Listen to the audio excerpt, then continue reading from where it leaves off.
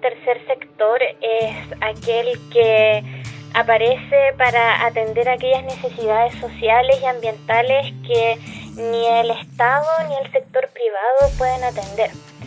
Son generalmente áreas, necesidades de la sociedad, muy sentidas por la sociedad, como el cuidado del medio ambiente, como la protección de minorías y sectores desfavorecidos de la sociedad.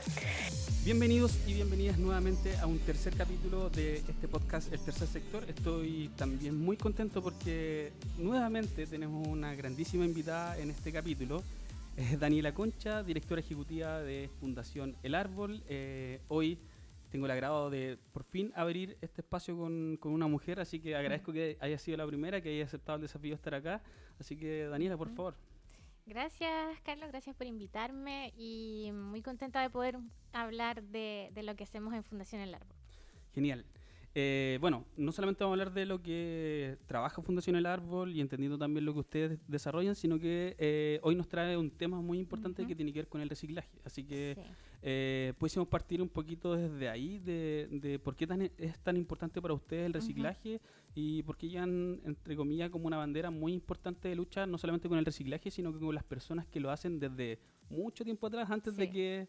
No quiero llamarlo una moda, pero como que en realidad hay un cierto como desarrollo como desde las personas de entender que hoy sí o sí es muy importante el reciclaje, pero habían otras que lo hacen desde mucho tiempo atrás. Sí, el tema que yo quiero traer es el reciclaje con recicladores de base, que también se conoce más formalmente como el reciclaje inclusivo, porque efectivamente lo que hace es incluir a este sector de la población que ha hecho la labor de la recolección, también en muchos casos de la reutilización de materiales que pueden ser reciclados, y lo han hecho durante muchos años, en generación tras generación, pero obviamente como siempre fue un oficio de subsistencia, son personas que todavía viven en condiciones de vulnerabilidad y por lo tanto no tienen las mismas herramientas para dedicarse profesionalmente a ser recicladores, así como las empresas que uno ve de recolección o estas pymes que igual han aparecido varias en los últimos años que te ofrecen el servicio de ir a tu casa por 10,000 pesos, qué sé yo.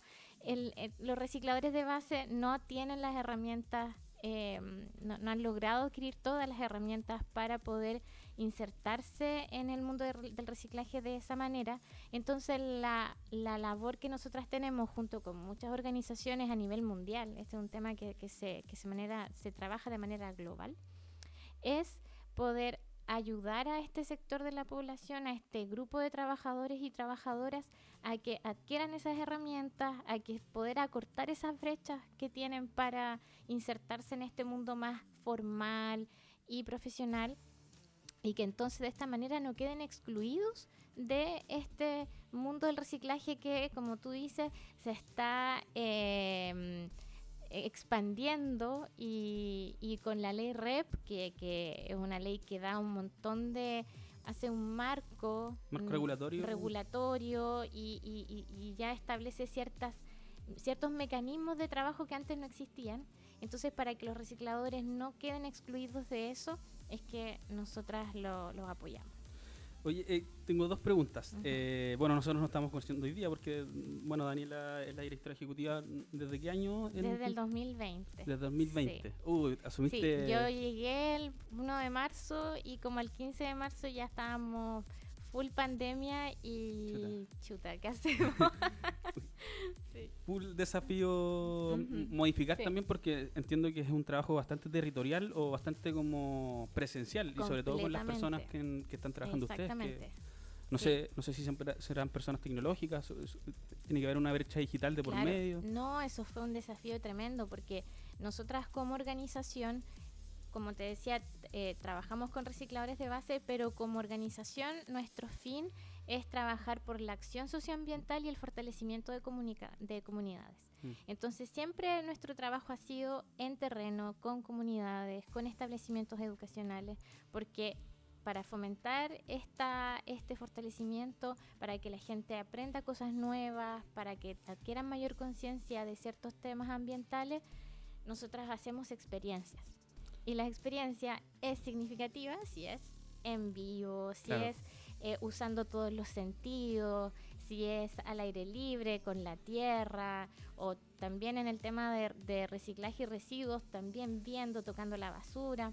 Entonces, en el 2020, por un minuto no supimos qué hacer porque no podíamos estar con las personas viviendo experiencias, ya Claro. para los procesos que estábamos buscando. Así que bueno, como todo el mundo nos tuvimos que poner creativas y empezar a...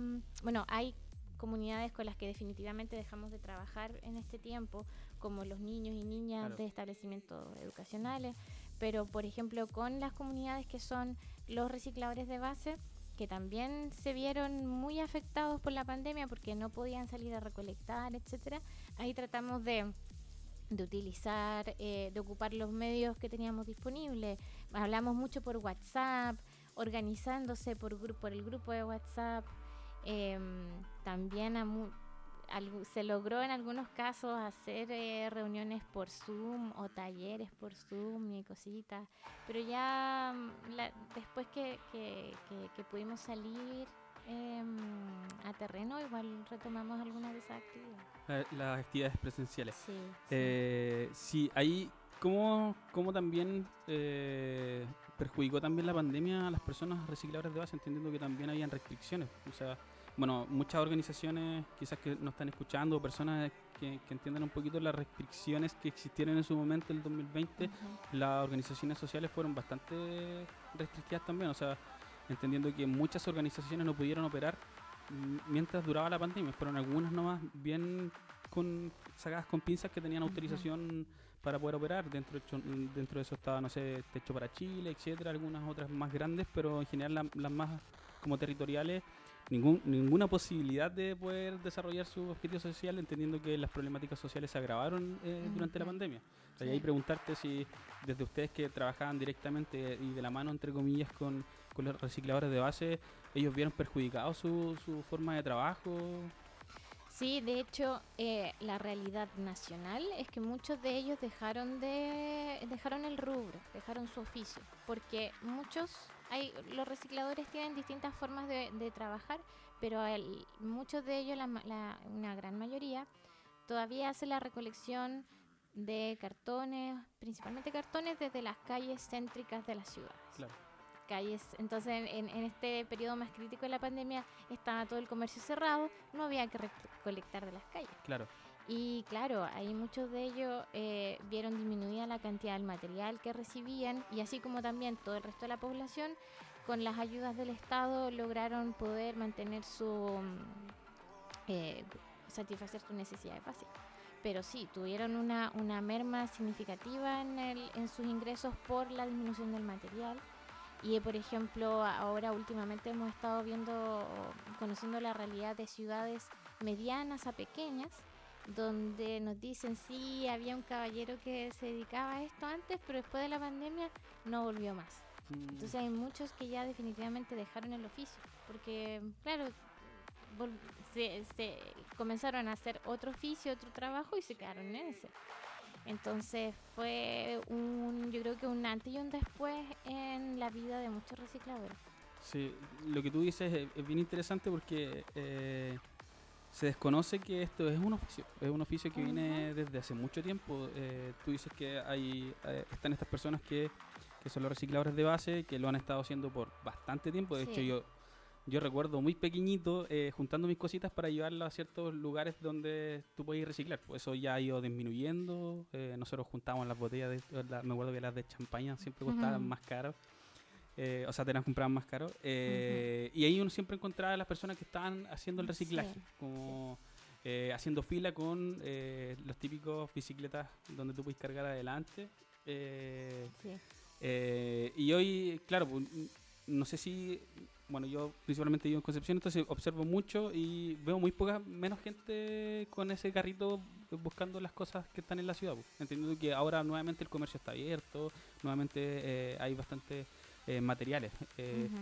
Y ahí preguntarte, en base como a esta disminución y esta nueva ley que tú ya nombraste 2 veces, la ley RED, si no me equivoco, si es que realmente incluye a estas personas o derechamente las deja fuera en base como a el marco legal que están proponiendo ahora. Mira, la ley los incluye y hay también uno de los reglamentos que deriva de la ley y que se publicó el año pasado, que establece las metas para la recolección de envases y embalajes, que es uno de los productos prioritarios de esta ley. Y para cumplir esas metas de recolección se van a formar lo que se llaman los sistemas de gestión, que es un conjunto de empresas productoras que se organizan y arman una especie de empresa, pero que no debe perseguir fines de lucro y que va a financiar todo la recolección de estos envases y embalajes. Y en ese decreto que establece las metas para ellos, también les exige la inclusión de recicladores de base, ya que los puntos limpios que tienen que instalar, la mitad de ellos estén operados por recicladores de base, que haya un programa de fortalecimiento, de inclusión. Así que hay exigencias, ¿ya? Pero como todavía esto no se implementa, ya esta meta empieza a regir desde septiembre del 2023. Entonces, el decreto y las metas. Entonces, de aquí hasta esa fecha, todos, incluidas nosotras, confiamos en que los mecanismos que están ahí funcionen, ¿ya? Pero hay que ver cómo resulta eso, ¿ya? Principalmente porque está esta brecha, ¿ya? No es lo mismo para una empresa tener que trabajar con personas que han tenido problemas de exclusión, que algunos no han terminado su escolaridad, que han vivido tantas situaciones de vulnerabilidad en su vida que obviamente no tienen las mismas herramientas que alguien que no vivió en esas condiciones. Entonces, esa brecha no sabemos cómo la van a abordar estas empresas que van a tener que trabajar con ello, pero obviamente nosotras y muchas otras organizaciones hemos estado trabajando como un entrenamiento, y un entrenamiento de ambas partes igual, así como empresarios, productores están trabajando con esta población y hay que tener tales consideraciones y exigencias, y también trabajando con los recicladores y recicladoras. Chiquillas, chiquillos, van a tener que trabajar bajo estas ciertas condiciones, formalizarse, iniciar actividades, registrar los kilos, contestar el teléfono regularmente, como todo ese tipo de detallitos de la formalización. Así que estamos en esta etapa del entrenamiento y esperemos que con eso no haya exclusión. Súper como, bueno, interesante que una ley no los deje fuera. Yo creo que eso es lo primordial, que primero no los deje fuera, que también entienda que como tú bien lo dices, es un oficio que al fin y al cabo, como también lo puede hacer, no sé, las personas que hacen muebles, etcétera, es un oficio que se encuentra y que no hay que perderlo, porque al fin y al cabo, gracias a esas personas, realmente ha existido el reciclaje en Chile hace mucho tiempo. Si no sé si es que hubiese habido un interés real de reciclar si no fuera a través de estas personas que lo hacían. Sí, y sabes que sobre todo en Chile tú puedes ver el reciclaje en dos sectores.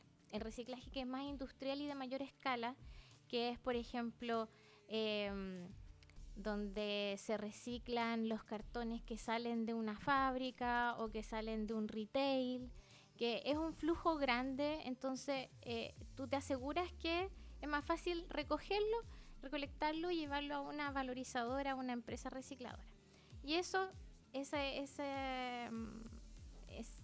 tipo de reciclaje más industrial ha funcionado relativamente bien. Igual es poco en comparación al resto de los países de la OCDE y bla, bla, bla, pero ya, funciona. Pero los recicladores hacen el reciclaje desde partes que al industrial no le interesan. Claro, que no es por volumen, sino que por volumen, exactamente. Entonces está en las calles, pasa por afuera de los edificios, de las casas. Ahí también ¿sabéis qué? Hay una labor súper importante, porque mucha gente bota cosas a la basura, cosas que aún tienen utilidad, desde juguetes, ropa, un montón de cosas.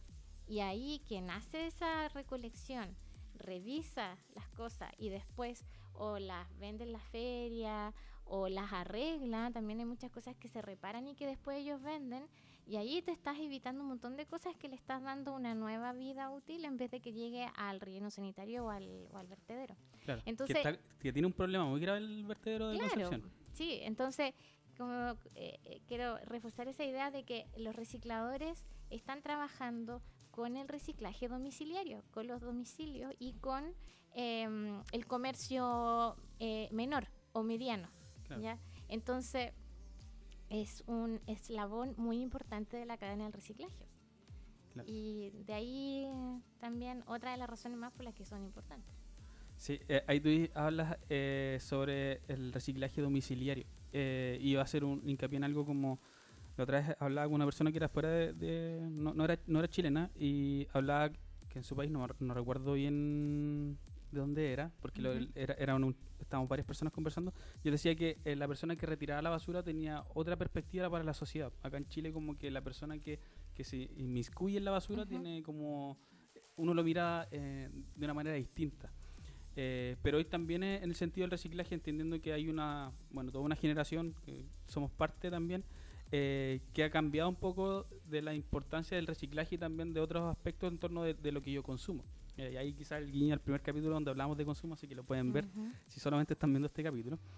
Porque al fin y al cabo, cuando yo consumo también soy responsable de los desechos que genera mi consumo. Y ahí, si no existieran estas personas, o si siguen existiendo, nosotros como individuos tenemos una responsabilidad al reciclaje, pues, cómo separamos nuestras cosas.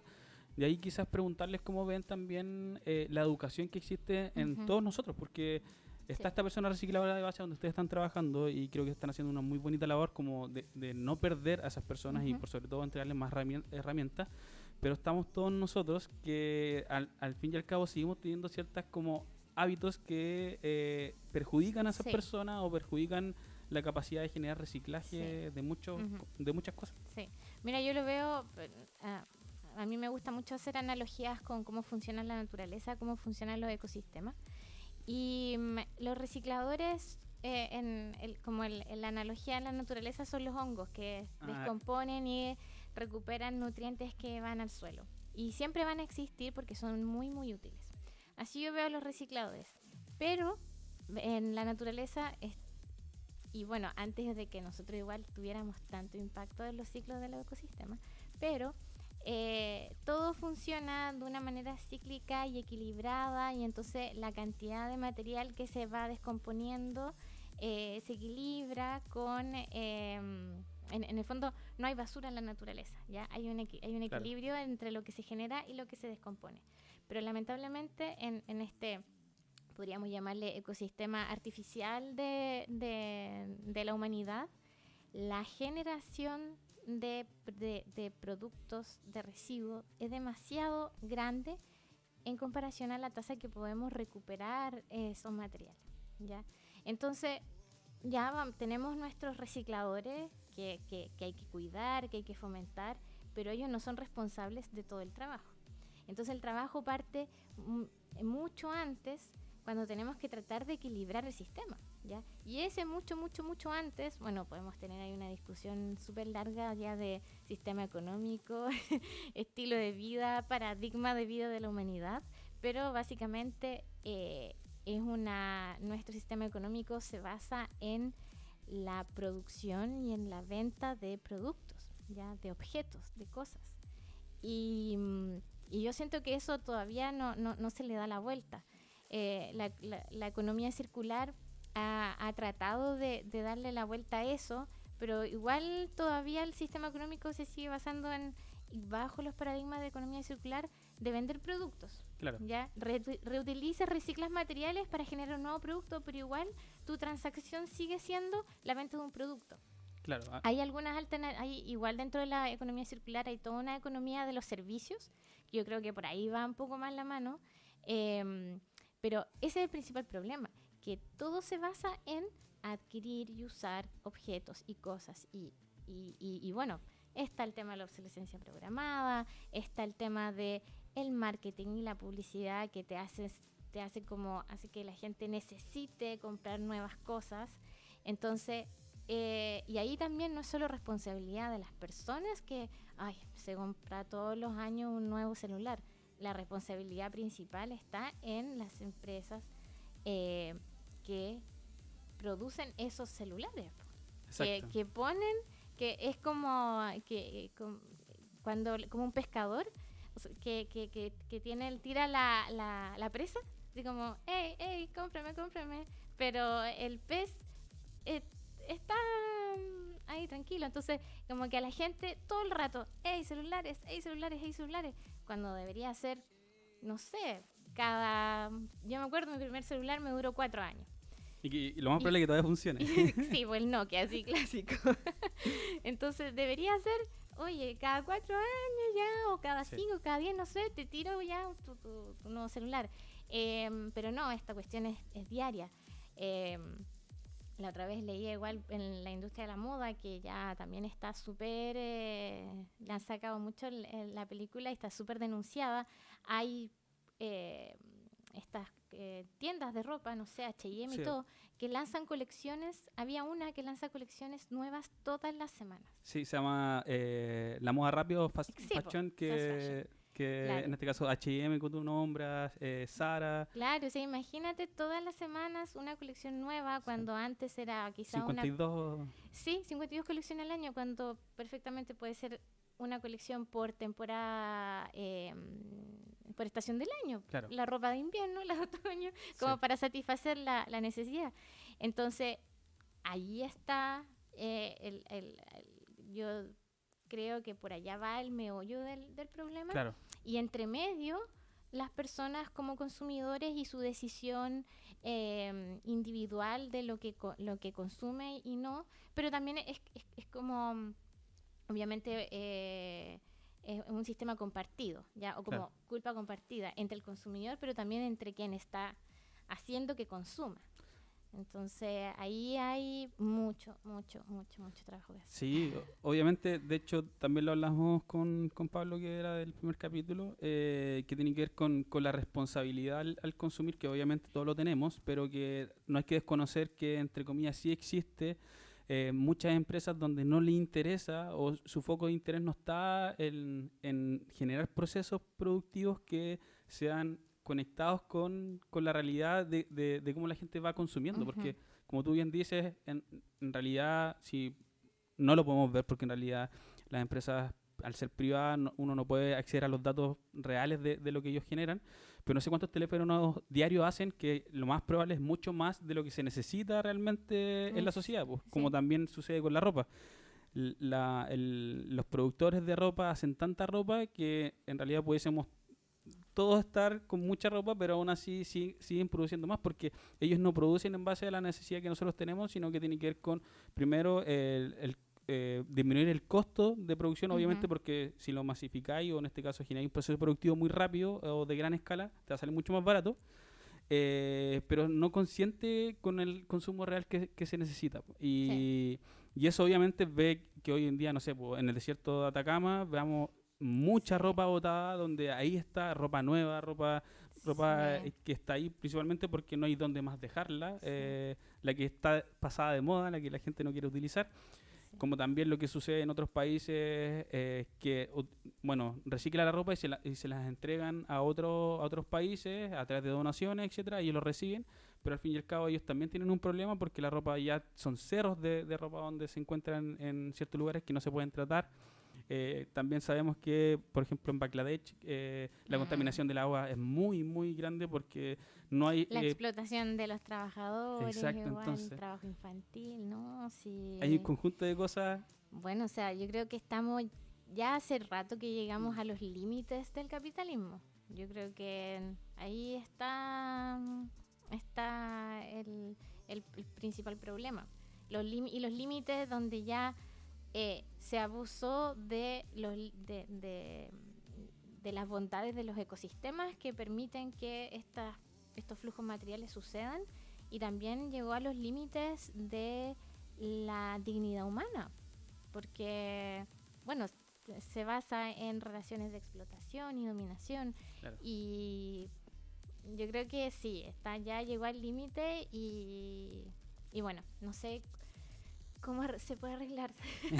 Pero ahora, por ahora nos podemos hacer cargo de lo de hoy, que yo creo que a sí. veces pasa eso, nosotros como organizaciones nos ponemos a diagnosticar, a entender como las raíces de los problemas. Ajá. Y como que uno dice, chuta, realmente como solucionar este problema, bueno, uno como organización dice, no tenemos la capacidad para Sí, poder solucionarlo claro. realmente, entonces nos quedamos metidos como en las causas que genera ese Ajá. gran problema y Sí. atender como en las causas, porque por ejemplo, claro, si nos ponemos a reflexionar y quizás va a haber gente que dice, oye, el reciclaje ya no es como... Ya No es la solución. no es la solución, claro, no sí, lo sí, es, sí. pero hay que hacerse cargo hoy en lo que tenemos, lo que tenemos hoy. Sí. Porque, claro, cuando dejan de producir o decretan que no se va a poder producir más bolsas plásticas, eso no es el siguiente día, es algo que va a ser paulatino. Entonces, ¿qué pasa de por medio? ¿Qué pasa entre medio en ese tiempo? Y es lo que también yo creo que es lo que hacen las organizaciones, hacerse cargo de lo que sucede hoy. Sí. Y cómo atendemos a lo Sí. que está sucediendo hoy, porque no podemos desconocer también las causas que pasan Claro. ahora. Y de hecho, por esa razón es que nosotras también, uno de nuestros objetivos como organización es trabajar el fortalecimiento de comunidades, porque sabemos que los cambios no van a ser de un día para otro y se necesita que las personas, los grupos, las comunidades y después mirando más hacia a mayor escala la sociedad en su conjunto pueda tener una serie de herramientas que le permitan cambiar sus condiciones de vida, demandar y exigir en nuevas cosas. Entonces por eso nosotras también, para no desesperarnos en atacar a las causas del problema, queremos aportar en la construcción de estas soluciones que nos dan las herramientas para en un futuro ver las soluciones las más transformadoras. Entonces Claro. es como un camino de transformación. Sí, como que no es de inmediato. Ahora, bueno, el tema central tiene que ver con reciclaje, pero no es lo único que hacen ustedes dentro de la organización. Hablabas también que han trabajado con colegios, que han trabajado con diferentes personas. Coméntanos un poco también cuáles son las otras, en este caso, proyectos que tienen como organización y en qué también están trabajando. Claro, nosotras, como comentaba igual al principio, nuestro objetivo es generar acciones socioambientales, fomentar acciones socioambientales y fortalecimiento de comunidades. Y eso lo hacemos en distintas áreas temáticas. Entonces, un área temática es basura cero, otra es reciclaje inclusivo, ecosistemas y educación formal o la educación en establecimientos educacionales. Y entonces en todas esas áreas tratamos de generar proyectos y actividades que fomenten o sea, que la gente pueda conocer y aprender y que con ese conocimiento y aprendizaje y más otras herramientas de trabajo colaborativo propender hacia el fortalecimiento de ese grupo, ¿ya? Entonces, en el área de basura cero, ya que ahí el mensaje principal es poder disminuir la cantidad de basura, ¿ya? Y ahí hacemos muchas actividades de cómo reducir la generación de basura, reutilizarla y como tener más esta conversación que estábamos teniendo ahora de, oye, ¿qué hacer con esto? ¿Esto nos sirve o no? Es como más trabajar en las etapas previas al reciclaje. Y en el área de reciclaje inclusivo, donde ya sabemos que el residuo se generó, y lo que nosotros buscamos es que se genere lo menos posible, obvio, y que en esa etapa del proceso se incluya a este sector de la población que son los recicladores de base y que no se les excluya. Y ahí tenemos varios proyectos. Porque llevamos igual desde que nos formamos que trabajamos con recicladores de base, así que todos los años vamos teniendo más proyectos y es un área bien fuerte dentro de la fundación. Y otra área igual que también llevamos como 5 años desarrollándola, que es la de ecosistemas. Ahí nosotras buscamos como, aparte de estos objetivos de educar y fortalecer comunidades, es hacia la conservación y restauración de ecosistemas. Y ahí hemos hecho varios proyectos de restauración ecológica comunitaria, arborización, siempre trabajando con árboles nativos y principalmente conservar los ecosistemas nativos que hay en la región. Así que nos movemos en varias cosas. Sí, sí, pero interesante eso que tú nombraste. Bueno, lo dijiste antes, pero todavía me queda dando vuelta esa analogía que hiciste de que los recicladores de base eran como los hongos. Los hongos del ecosistema. Me gustó mucho, así que lo voy a guardar. Pero eso, y me hablaste ahora como me categorizaste algo igual muy interesante, que parten desde la basura cero y así, entre comillas, dándose cuenta que, claro, sí, es imposible como reducir la basura por completo, la que se genera, reciclémosla, pues como que no queda ahí. Sí. ¿Qué crees tú que en esa materia, esto va de lleno así como a los municipios? Porque hoy seguimos dándonos cuenta que los municipios siguen teniendo una forma de gestionar la basura de la misma manera que hace 30 años atrás. Que viene el camión, pasa por fuera y se lleva toda la basura. Y entre comillas, la persona que recicla tiene que ir antes que llegue el camión. Esa pelea constante entre que antes llegue el camión, revisar la basura y que la gente también se molesta, está ahí moviendo toda mi basura. Pero claro, si está todo dentro de la misma bolsa, es imposible que no sea así. Sí. Pero, ¿cómo ves eso? Porque ustedes están haciendo todo un trabajo, pero el municipio también tiene una responsabilidad. Sí. No es como que solamente lo hacen ellos, sino que hay una responsabilidad detrás. Sí. ¿Cómo lo ven? Sí, no, ahí es un gran tema y nosotros igual nos apasiona harto. Nosotros también trabajamos en conjunto con los municipios, principalmente con todas las personas que trabajan en las áreas de medio ambiente, en el área de medio ambiente. Y yo creo que los municipios como institución son víctimas de nuestro estilo de vida moderno, ya de vivir todos en estas grandes urbes donde hay una gran generación de basura. ¿Y por qué digo víctimas? Porque no es mucho lo que pueden hacer para controlar la cantidad tan grande de basura que se genera, ¿ya? Porque, claro, llega gente a vivir a las ciudades, la gente consume y no consume por culpa de la municipalidad, consume por culpa de todo el sistema que le está vendiendo cosas y objetos y objetos y objetos. Ahora, por ejemplo, que es ya una situación que fue inesperada, pero por el tema de la pandemia aumentó el consumo de los plásticos de un solo uso por el delivery. Entonces, ¿qué hace la municipalidad con eso? Y la municipalidad entonces hace lo que puede con las herramientas que tiene.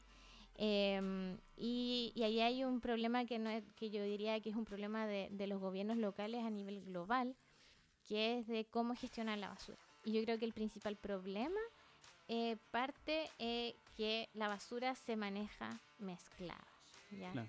Y en la basura, si uno va a su bolsita en la casa, la mitad es materia orgánica, ¿ya? Y la materia orgánica ocupa mucho volumen al principio porque la materia orgánica tiene mucha agua.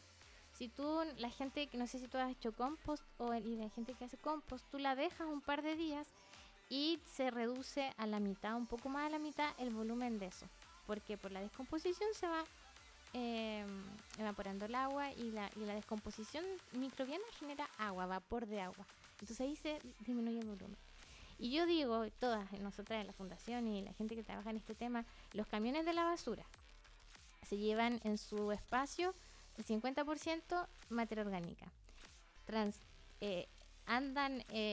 Recorren kilómetros con un 50% de materia orgánica. Llegan a un relleno sanitario o a un vertedero con la mitad de basura orgánica. Y después, cuando llega al relleno, esto se aplasta y entonces la descomposición de esta materia se hace en condiciones sin oxígeno, ¿ya? O con muy poquito oxígeno. Entonces, en una descomposición normal, el producto es dióxido de carbono y agua, ya hay vapor de agua. Pero en esas condiciones es metano, es gas metano. Y el gas metano tiene 4 veces, su efecto de invernadero es 4 veces mayor al del dióxido de carbono. Entonces, todo ese panorama es completamente ineficiente y absurdo. Así, imagínate transportar la mitad y hacer todo eso por la mitad de materia orgánica, cuando la materia orgánica es la más fácil de reciclar. Claro. Porque uno la puede reciclar en su casa. Si no yo, por ejemplo, vivo en un departamento con un balcón así enano. Los balcones que salen ahora en todos los departamentos que son. No, al principio cuando llegué tuve una vermicompostera, ya, que es la que se ocupa las lombrices californianas, pero se me echó a perder. Entonces yo ahora junto mi materia orgánica, que yo sé que va a perder volumen, y cada 2 semanas la llevo a la casa de mi mamá, que tiene una compostera en el patio, ya, y yo me hago ese trabajo. Ya, obviamente no toda la gente puede que tenga la opción de, pero hay espacios libres para tener compostera. Claro. Y también otra cosa, para reducir la materia orgánica, hay muchos alimentos que se pierden simplemente porque están feos y la gente no se los quiere comer, o no los cocina porque no sabe cómo cocinarlo. Entonces, yo creo que ahí, para el tema de la basura a nivel domiciliario, la gestión de los orgánicos es importantísima, ¿ya? Y eso va hacia nivel individual, colectivo, y también la municipalidad puede hacer lo que puede hacer cambios importantes. Por ejemplo, acá en nuestra región, en la comuna de Santa Juana, la municipalidad implementó un sistema de recolección de material orgánico, ya, de la basura orgánica desde las casas de Santa Juana. Igual, obviamente, Santa Juana es una ciudad más pequeña, tiene del orden de 15.000 habitantes, creo. Entonces no es tan grande la planta, ni tan difícil o tan costosa, pero ahí hay un compromiso súper bueno de hacerlo de esa manera.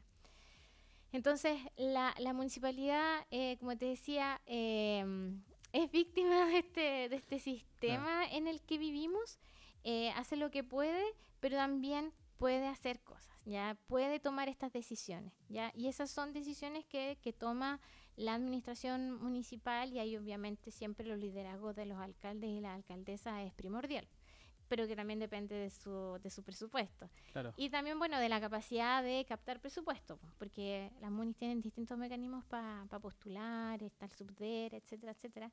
Entonces, es como en todo, son varios factores que van influyendo y que se van juntando.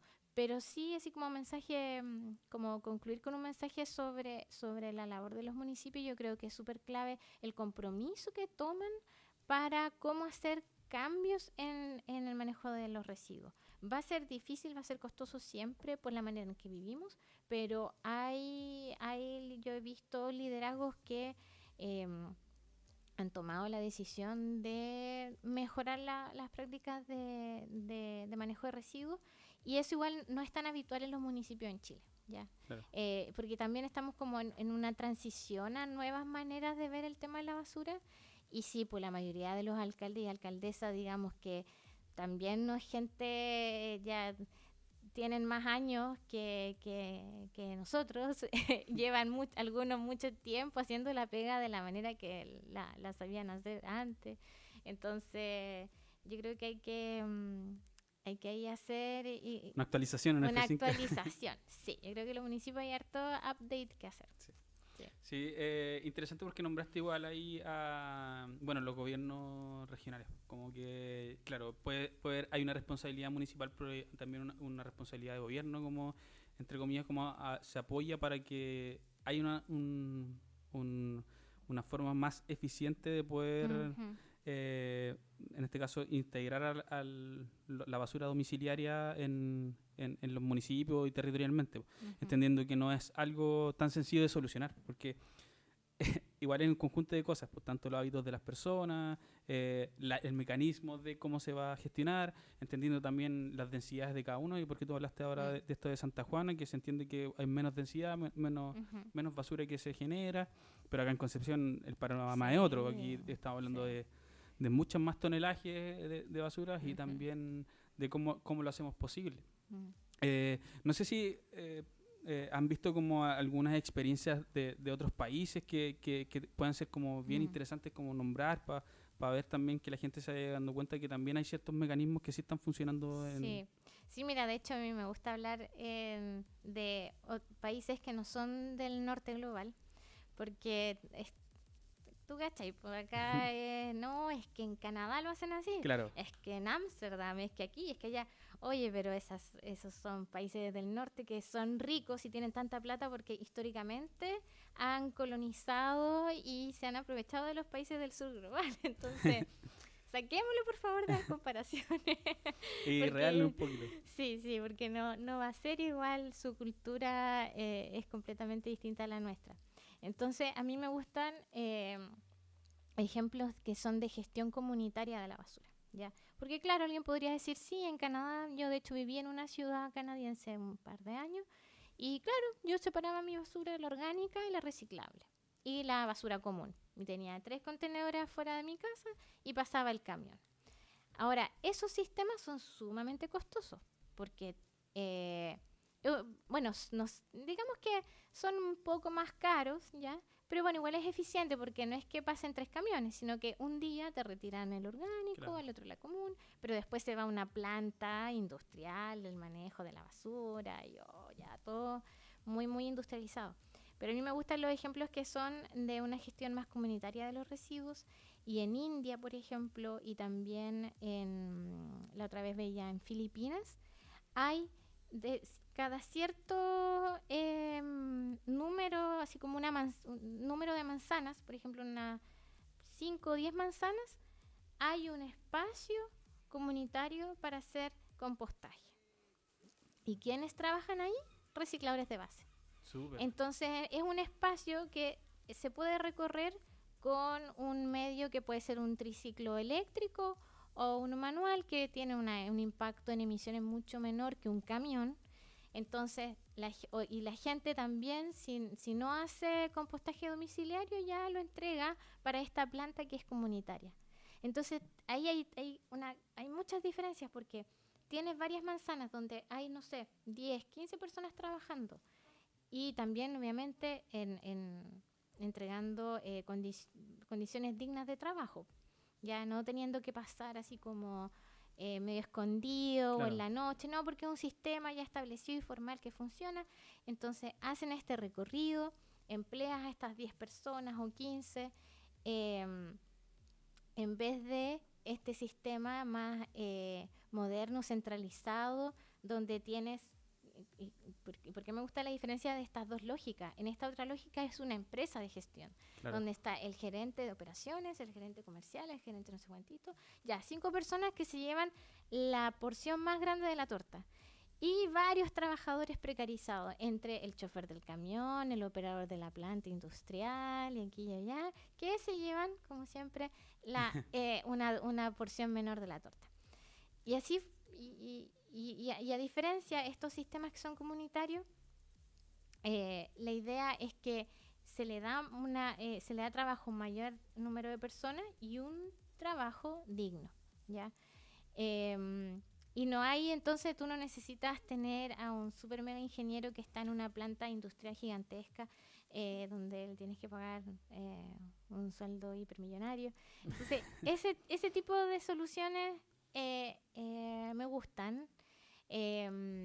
Sería genial que se pudieran implementar, no sé, en los radios más urbanos, por ejemplo, si pensamos aquí en Concepción, bueno, ya yéndonos, de hecho aquí hay un ejemplo, o sea, un micro ejemplo, en el Parque Ecuador Claro, está la compostera comunitaria, ¿ya?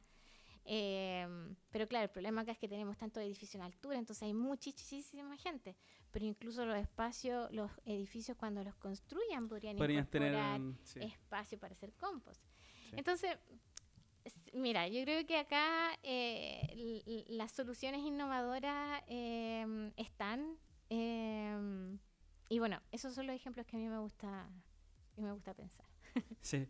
Oye, me gusta ese enfoque comunitario. Yo creo que siempre son las comunidades las que tienen, entre comillas, el poder de tomar y generar transformaciones. Porque, bueno, conozco a una comunidad que es de Gaete, que es bien estigmatizada en Talcahuano. Bueno, hay gente de acá de Concepción puede conocerla. Es muy antigua al lado de Libertad, otra población Sí. bien estigmatizada igual, Sí. hay un campamento. Y yo una vez me conecté con una coordinadora territorial que también nació ahora modo pandemia. Ya. Ya se hicieron cargo de problemas como el tema de la comida, porque había muchos vecinos que no podían salir a trabajar y no tenían para comer, ollas comunes, Ujú. problemas inmediatos. No el Mm. problema de raíz, pero sí el efecto que genera, por ejemplo, la pandemia. Sí. Y me acuerdo que nosotros como Fundef le ayudamos con cajas solidarias, que tampoco es una solución, pero sí era un aporte en ese Ujú. momento. Y Sí. cuando fuimos a entregar esas cajas, me quedé conversando con ella y me mostró su barrio. Pasaron muchas cosas, pero dentro de eso me mostró que una vecina había donado su espacio, su patio trasero, Ujú. para hacer un invernadero. Ujú.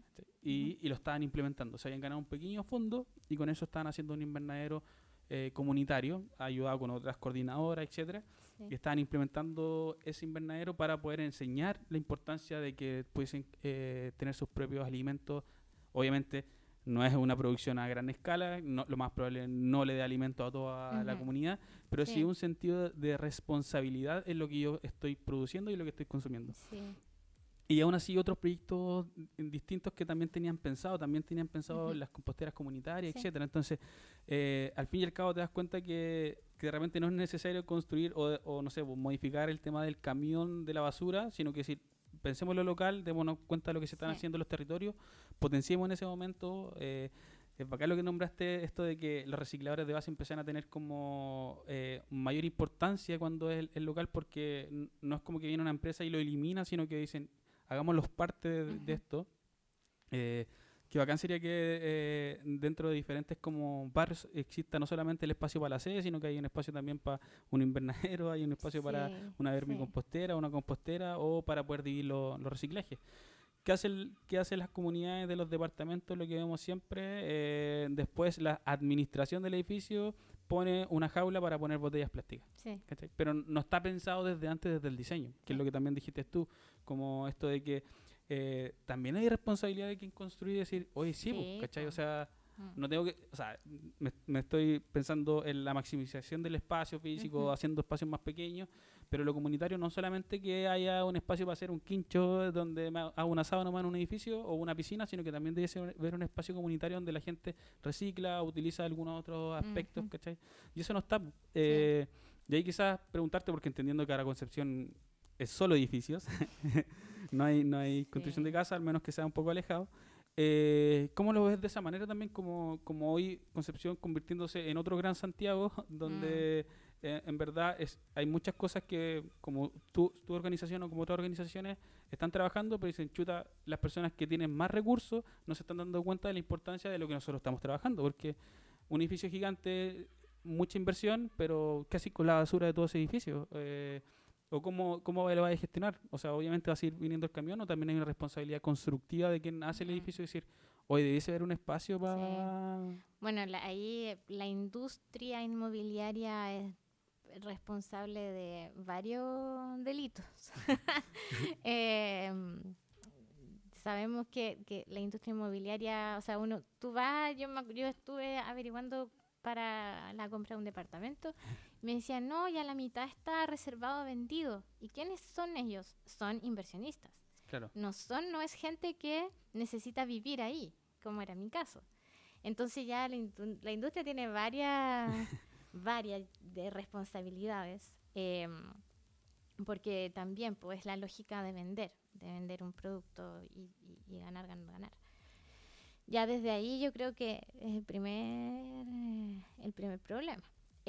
Pero después atendiendo o entendiendo que está la necesidad de que la gente habite, está el tema, sí, cómo habitan y cuál es el rol entonces que tiene tanto quien regula y quien construye. Y ahí yo creo que hay espacio para harta innovación. Desde la manera en que la otra vez, de hecho, conversaba hace unos años atrás con gente de la Cámara Chilena de la Construcción.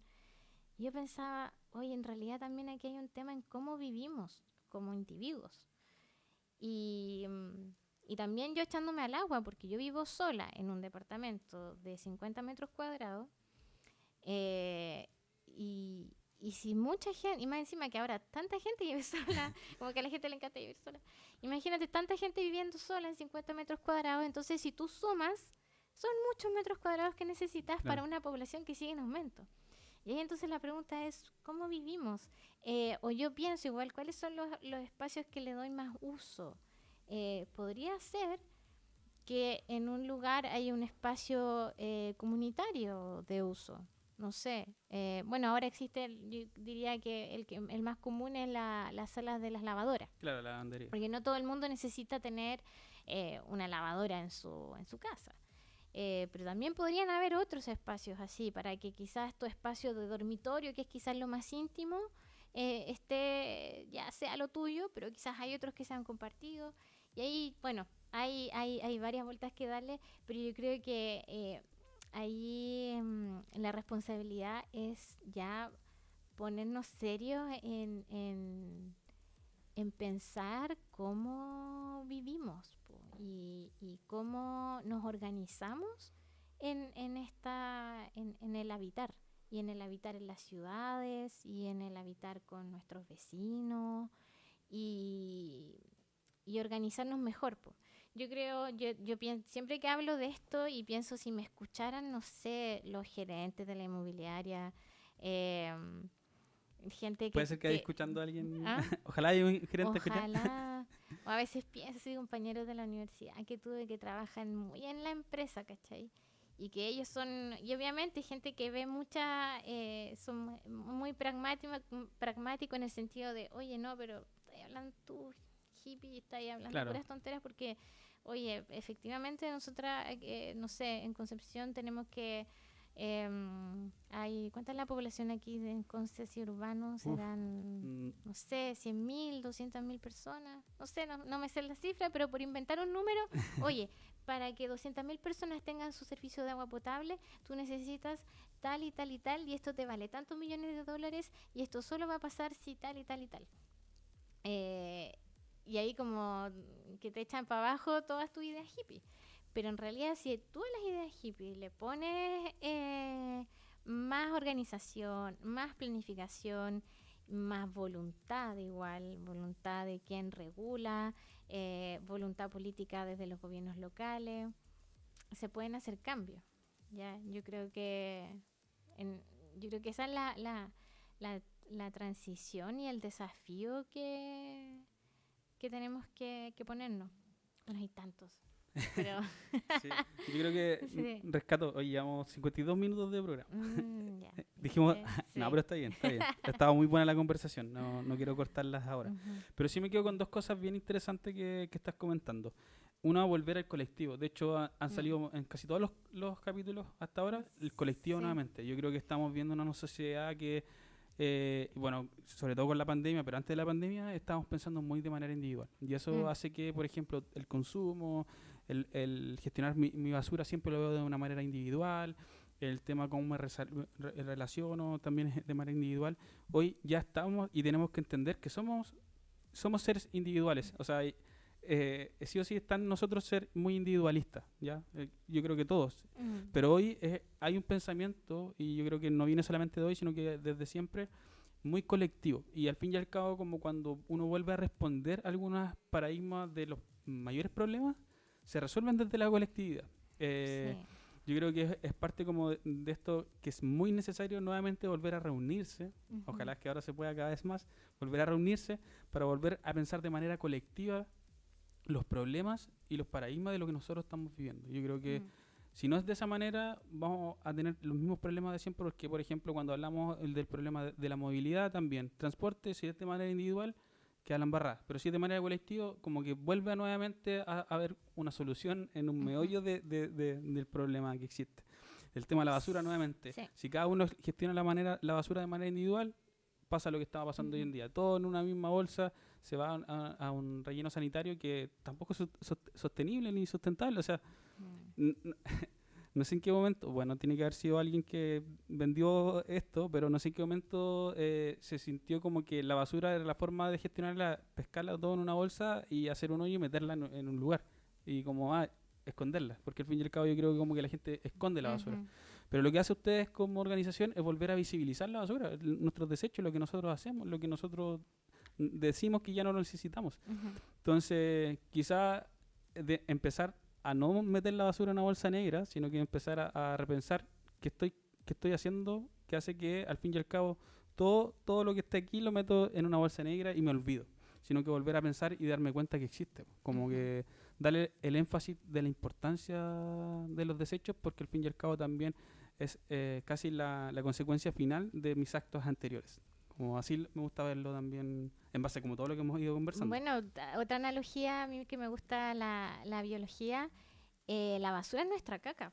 ¿Y cachado que las mamás, sobre todo con su guaguita, le ven la caca? Para ver así como, si está enfermo, y lo relacionan con la calidad de la comida que le están dando.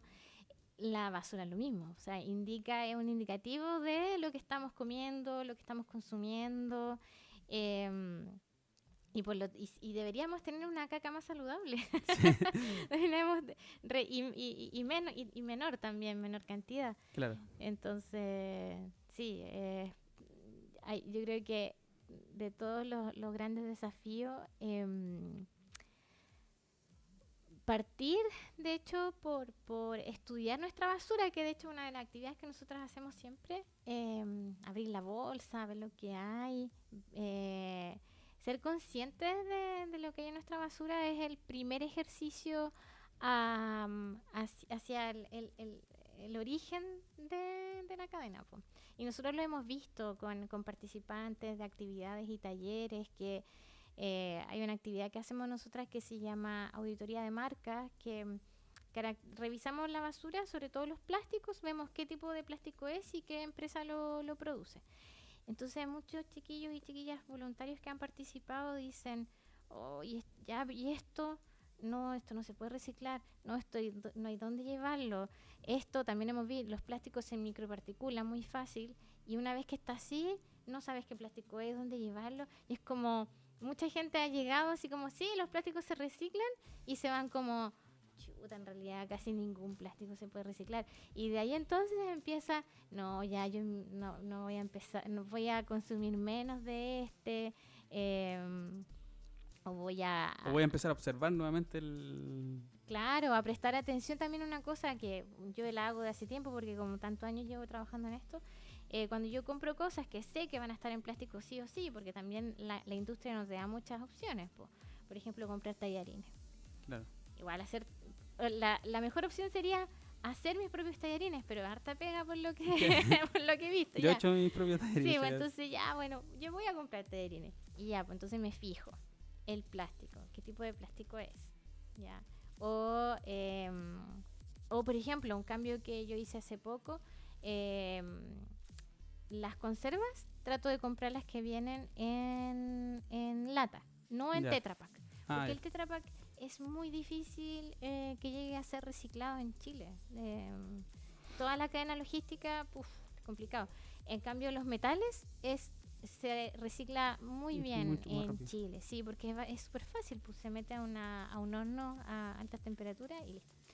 Entonces hice ese cambio. Y claro, ahora, disculpa, ahora que ha habido como un énfasis ahora volver al Tetra Pak para las conservas, como que ahora hay muchas marcas que volvieron a, por ejemplo, no sé, las legumbres, conservas, con muchas marcas que están volviendo a ocupar el Tetra Pak. No, terrible. No, es que ahí la empresa Tetra Pak hace un lobby pero gigante. Eso te voy a decir. No, y Tetra Pak o sea, todas les ofrece su Tetra Pak, su envase.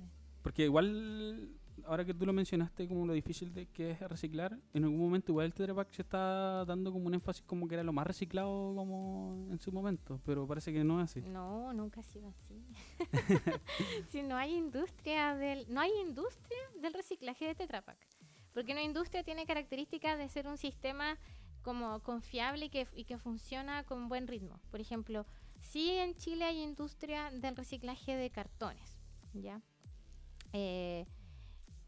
Y digamos que la industria del vidrio igual anda bien, porque tiene capacidad. Ya la industria se caracteriza por tener capacidad de procesamiento. La industria del Tetra Pak no está desarrollada en Chile.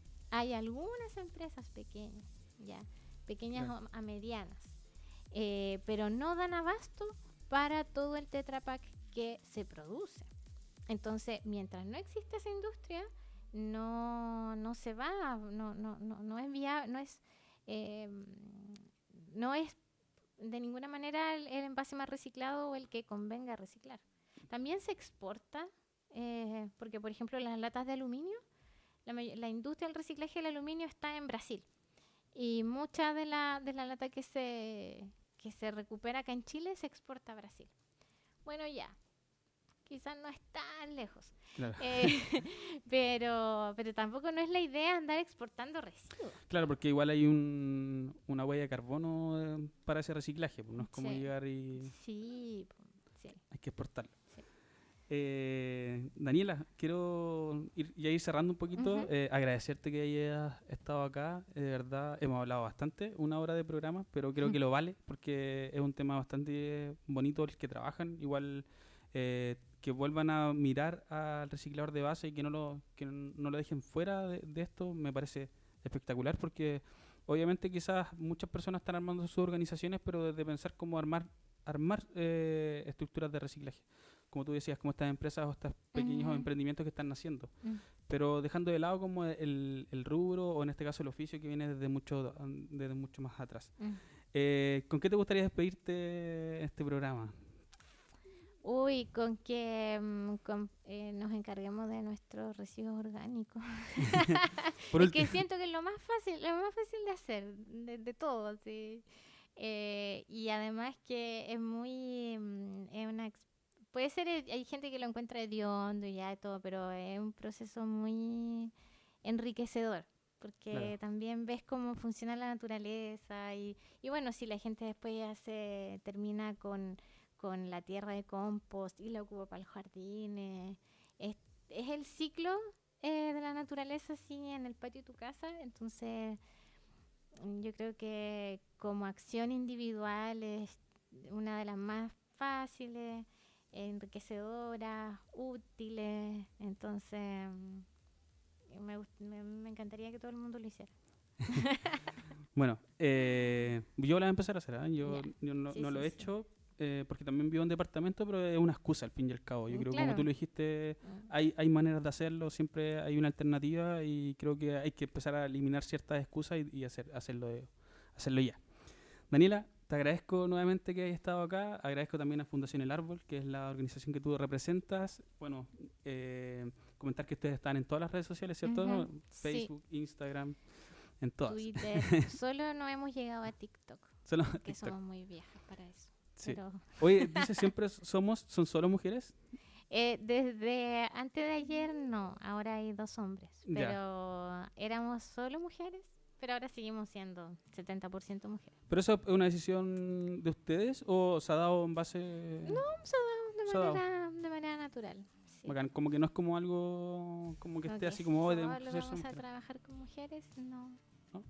Es que siempre hemos trabajado como voluntarios, Mm. monitores, igual hombres, y hay unos que valen mucho la pena, así que de hecho con uno de ellos estamos trabajando ahora que comparte el mismo espíritu de trabajo nuestro, Bacán. así que obviamente no lo podíamos dejar fuera porque no era mujer. Bacán, bacán.